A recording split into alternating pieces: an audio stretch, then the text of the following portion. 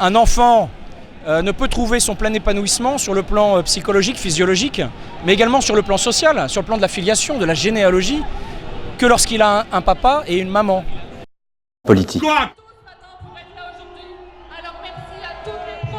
600 000 manifestants est le chiffre revendiqué par les organisateurs de la manifestation contre la PMA qui avait lieu aujourd'hui à Paris avec de nombreuses associations réunies sous la bannière de Marchons Enfants, dont notamment la Manif pour tous qui s'était illustrée en 2013 contre le mariage homosexuel.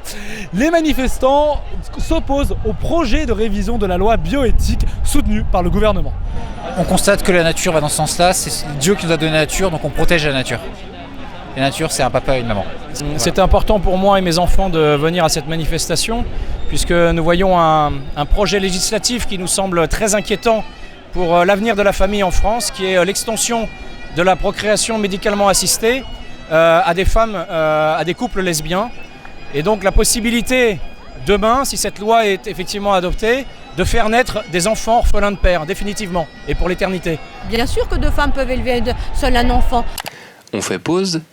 Cette femme, cette Agnès Thiel, elle est députée, c'est une ancienne de La République En Marche. Elle a été exclue du parti pour avoir qualifié de droguées les femmes seules voulant recourir à la PMA. On est reparti. Enfin, d'ailleurs, on voit toutes sortes de situations et les enfants s'en sortent très bien. Il n'est pas là le problème. Il est des questions d'ordre philosophique beaucoup plus graves. On est en train de dépasser ce que la biologie ne permet pas. Et de dépasser le possible humain. Est-ce que c'est souhaitable? Est-ce que c'est un progrès de faire des femmes seules avec enfants? Parce que c'est ça qui va se passer. Beaucoup de gens sont contre. Je pense qu'on est plus nombreux que ces associations très militantes qui ont voulu cette loi, effectivement. Pourtant, dans un récent sondage, 68% des Françaises déclaraient favorables. Mais oui, mais d'abord on fait dire ce qu'on veut au sondage, ça dépend vraiment de la question posée, vous le savez bien. Si la gauche et la France insoumise soutiennent le projet de loi, Marine Le Pen, quant à elle, s'oppose à la PMA, même si elle ne bat pas le pavé à Paris.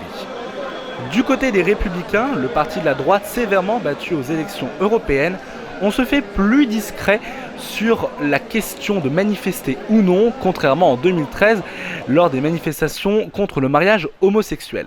On notera toutefois la présence de François-Xavier Bellamy, candidat et tête de liste aux élections européennes, ainsi que des deux candidats à la présidence du parti, Julien Aubert et Guillaume Larrivé. Le favori, Christian Jacob, n'était lui pas présent. La PMA va mener à la GPA, c'est exactement comme le mariage pour tous menait à la PMA et les gens qui faisaient voter les voix sur le mariage pour tous nous disaient que ça ne mènerait certainement pas à la PMA et aujourd'hui on y est. Donc effectivement, je pense que c'est une machine qui est engrangée. Emmanuel Macron s'est clairement posé contre la GPA. Oui, enfin comme il a dit que la manif pour tous avait été malmenée sous le gouvernement de M. Hollande. C'est bien, c'est une promesse de politique, c'est bien, mais j'y crois pas. Et pour vous, vous êtes encore malmené aujourd'hui? Bah écoutez, la preuve, voilà, c'est la preuve, oui.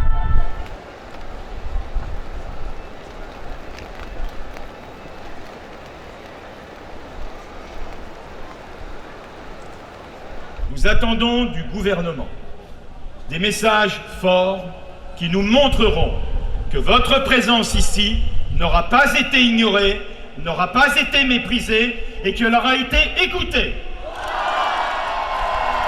Le texte doit être examiné au Sénat à partir du 15 octobre et une adoption est espérée avant la fin de l'été prochain.